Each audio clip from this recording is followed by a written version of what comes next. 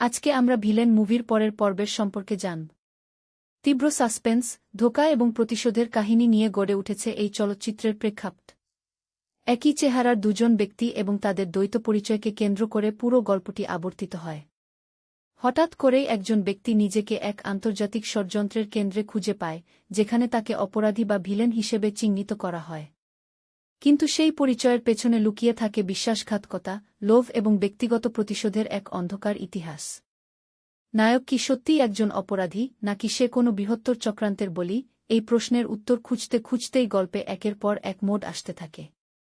চরম উত্তেজনাপূর্ণ মারপিট, বিমানের রোমহর্ষক দৃশ্য এবং বুদ্ধির দ্বৈরথের মধ্য দিয়ে সে কিভাবে আসল শত্রুদের মুখোশ উন্মোচন করে নিজের নাম কলঙ্কমুক্ত করে, তা অত্যন্ত গতিশীলভাবে দেখানো হয়েছে।